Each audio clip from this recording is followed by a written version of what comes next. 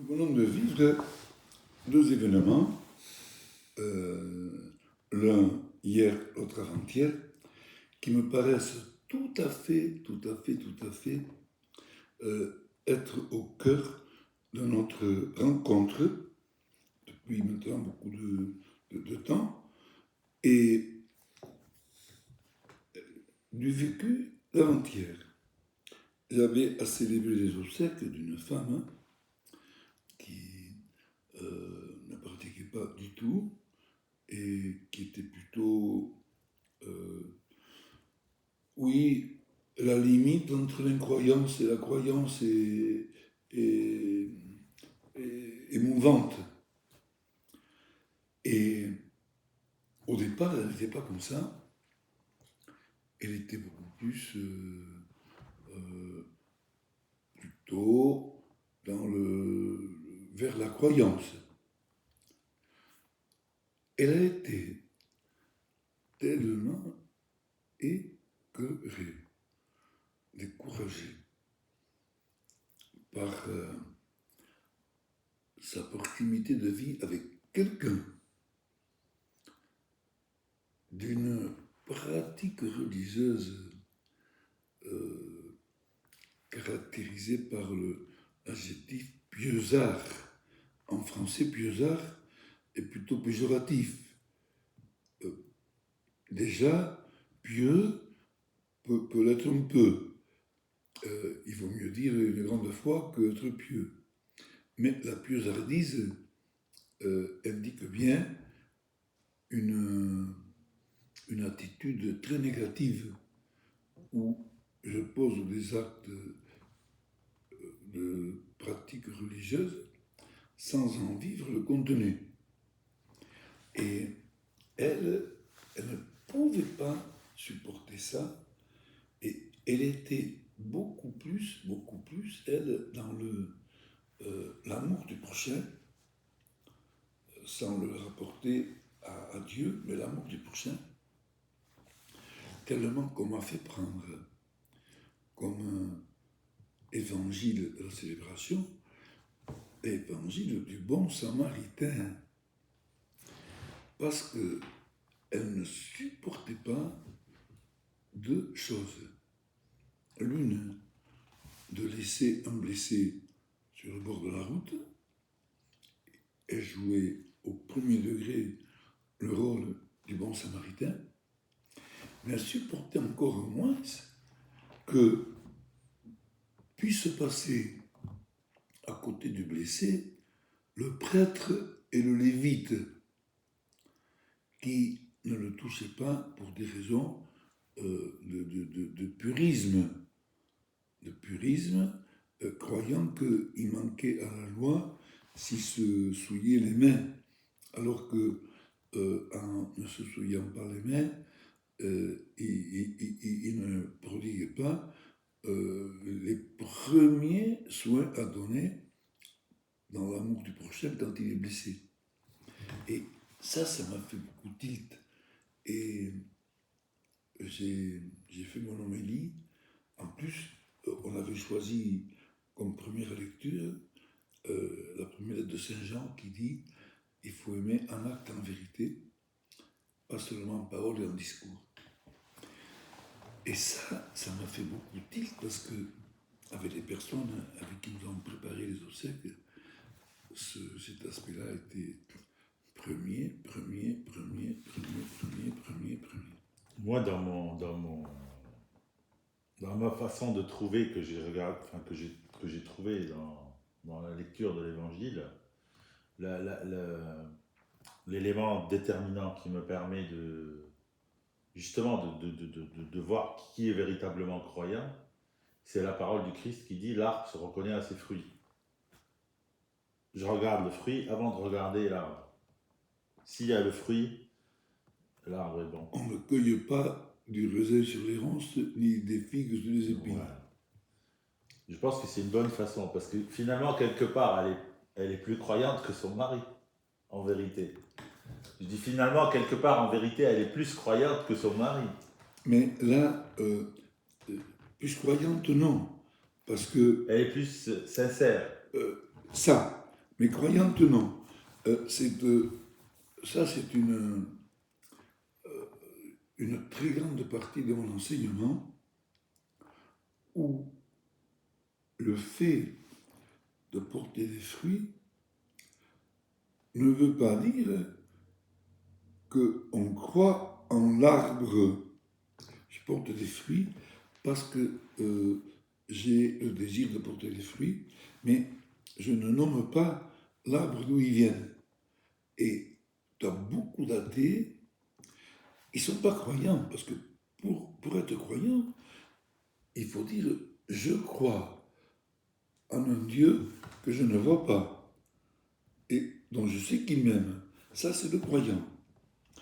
L'incroyant qui vit des choses merveilleuses, de très grande générosité, n'est pas croyant pour autant, et il applique la parole de Dieu.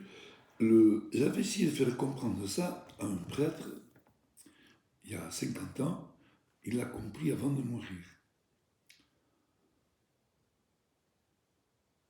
Tout homme est créé à l'image de Dieu. Mais ce qui distingue les croyants des incroyants, c'est que les uns le croient, qui sont créés à l'image de Dieu, ou le savent, les autres ne le savent pas. Ça ne veut pas dire que, ne le sachant pas, ils ne portent pas des fruits, de très bons fruits, qui viennent de Dieu, mais ne le savent pas. La grande différence qu'il y a entre ceux qui croient et ceux qui ne croient pas, c'est que ceux qui croient savent qu'ils ne sont plus réduits à leur propre force. Ils ne sont pas limités à leur propre talent. Vient se greffer en eux la présence du Seigneur Jésus. Et c'est là le grand message que nous avons à dire et à redire et à redire. Le pardon, encore aujourd'hui j'en ai eu une preuve par 9, le pardon, pour si généreux qu'on soit, et si bon qu'on soit, et si désireux du bien qu'on soit, le pardon de l'homme seul atteint une limite impossible à franchir. Idem pour la paix intérieure, idem pour la joie, idem pour l'espérance.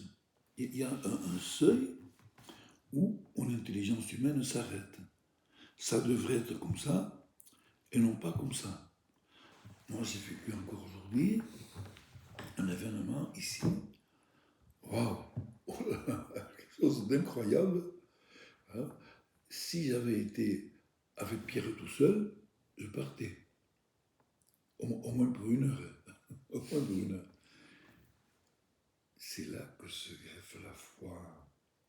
Les gamins, et c'est là que je voulais en venir au second événement que j'ai vécu, hier, la messe de la fête d'Haïti, qui a été animée par les catéchistes, et le passage de la messe traditionnelle de la fête du lieu, Saint-Martin, qu'on fête aujourd'hui, parce que le 11 novembre, il n'y a pas de gens en vacances comme en août, on fait une fête d'été.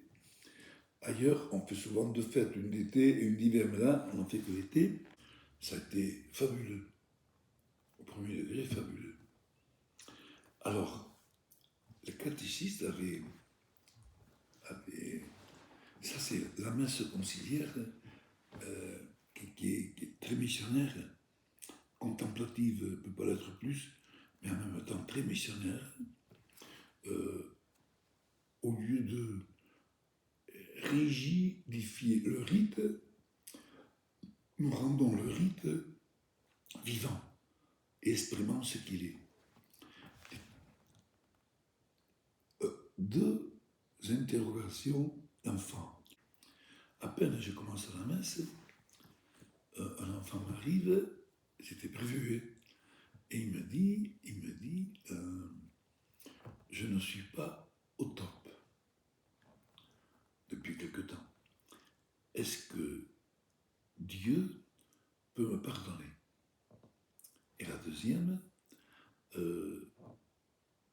je n'arrive pas à pardonner à quelqu'un qui m'a blessé, beaucoup blessé. Et là, j'ai fait tout un enseignement sur le spécifique de la vie chrétienne qui était de vivre avec Jésus. La prière consistant à me rendre conscient que Jésus est là. Jésus, tu es là. Jésus, tu es là. Et puisque tu es là, Jésus, avec toi, je peux tout. Alors, je vis avec Jésus. Or, Jésus est sauveur, mais il est sauveur de tout en moi. Pas seulement de la mort, de tout ce qui ressemble à des petites morts. Et en particulier, il vient me sauver dans mon manque de joie, dans mon manque de paix, dans mon impossibilité de pardonner. Parce que moi j'ai dit, le sermon, c'était pas le sermon, mais c'était au début de la messe, c'est l'enseignement. J'enseigne quand ça m'est donné, au début de la messe, Et là, pour moi, je dis toujours, le pardon n'est pas difficile, il est impossible. Moi, quand je suis blessé, je ne peux pas pardonner. Mais si au cœur de la blessure, je suis déjà avec Jésus par la prière permanente, SOS Jésus, je vis donc avec le pardonneur. Le pardonneur vit en moi. Waouh! Puisque le pardonneur vit en moi, il me pardonne. Moi d'abord. Parce que j'ai toujours à te pardonner. Il me fait vivre au top. Comme disait le gars. Il me fait être au top. Et vivant avec le pardonneur,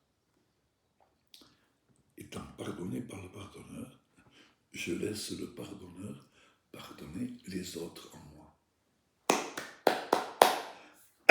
Là, la seule manière de vérifier que j'ai la foi, que je ne réagis pas comme monsieur tout le monde, mais que je laisse Jésus agir en moi, est la seule manière d'être témoin de Jésus.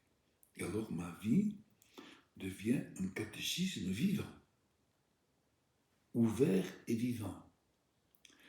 Et c'est tellement vrai que l'autre jour, je recevais des membres de ma famille, et quand je leur ai dit ça,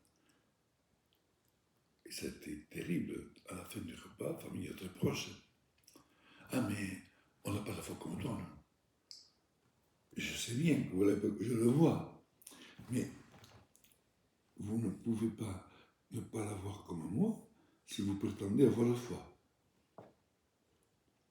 Alors, en général, une phrase comme ça, quand c'est des étrangers, ils disent Adichat, monsieur le curé, au revoir, monsieur le curé, ou quand c'est des proches, bon, Pierre, on te quittait, nous nous retrouverons à la maison tel jour. Hein.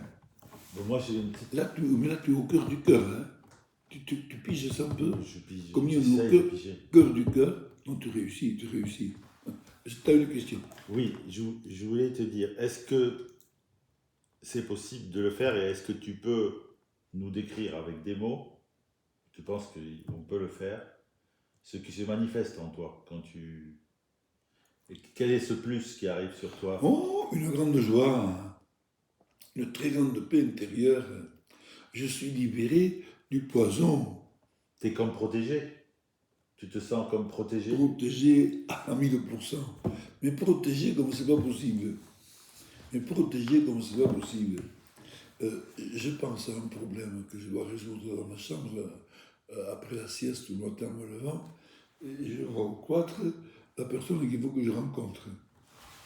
Si c'est pas protégé, ça, mais ça c'est extraordinaire. Mais sinon, à l'intérieur, j'ai toujours la réponse à mes questions. Toujours. Et la plus grande protection que je reçois, c'est quand j'ai une relation très blessante, ça m'arrive souvent, aussitôt, Jésus a fait moi. Je t'avais raconté quand j'avais été voir quelqu'un dans un village voisin et je pensais qu'il y aurait le prêtre qui m'avait tellement blessé. Et quand j'ai vu l'auto, beaucoup d'autos, plusieurs autos dans cette maison, il y a 300 mètres entre la vue de la maison et le temps d'y arriver. Jésus, pacifie-moi. Jésus, pacifie-moi. Jésus, pacifie-moi.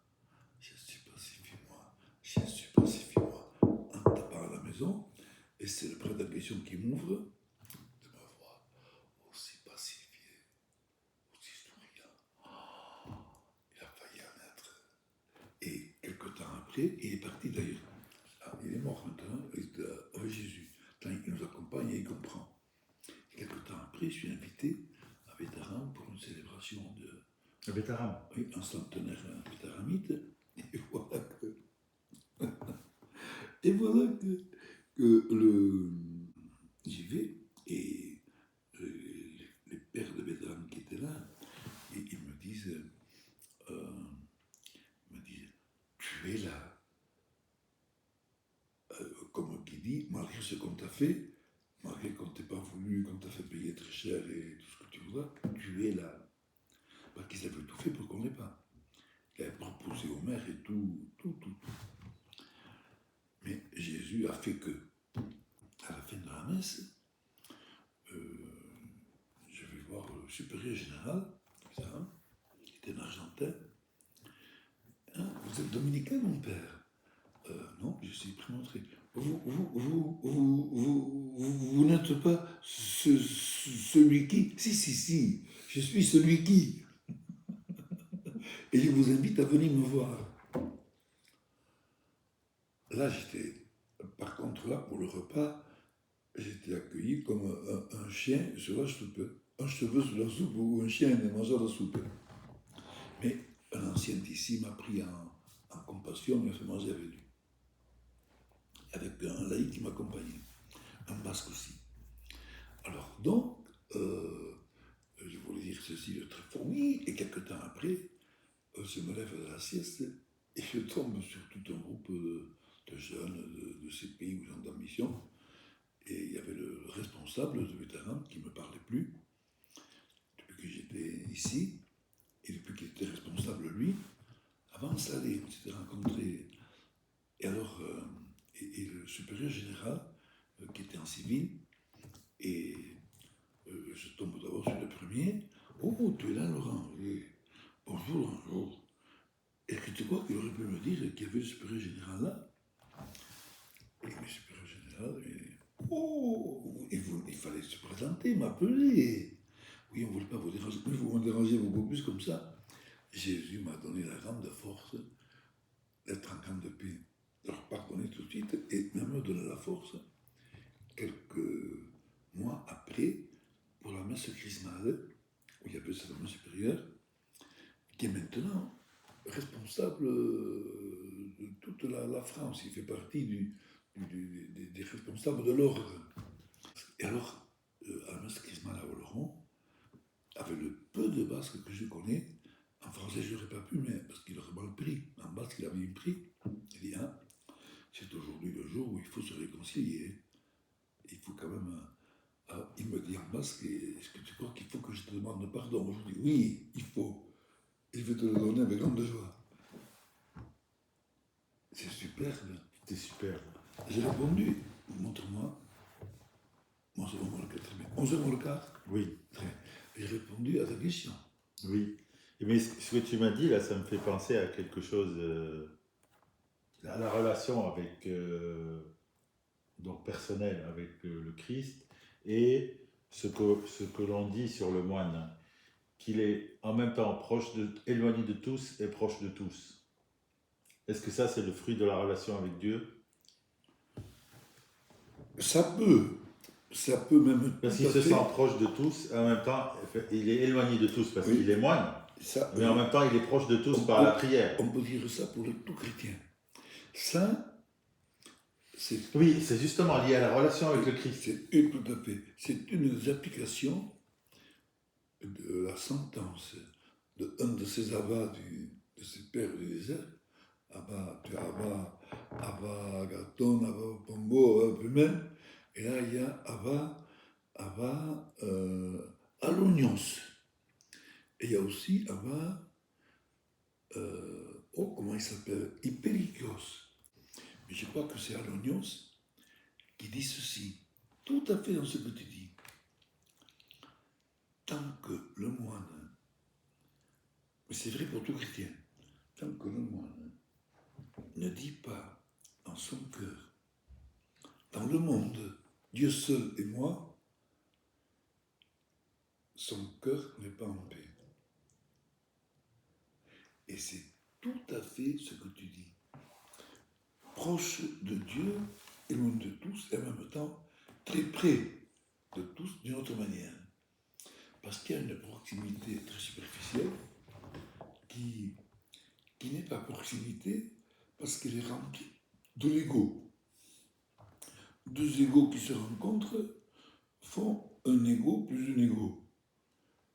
Un spirituel qui rencontre un frère, égaux ou pas égaux, ils sont un. Parce qu'avec Jésus, il se met à la portée de l'autre. Là, tu y es tout à fait. Amen. Mais c'est magnifique, hein, ça. Ouais. Il faut continuer comme ça. Je suis très heureux de ça. Merci mon frère. Continuer. À très bientôt.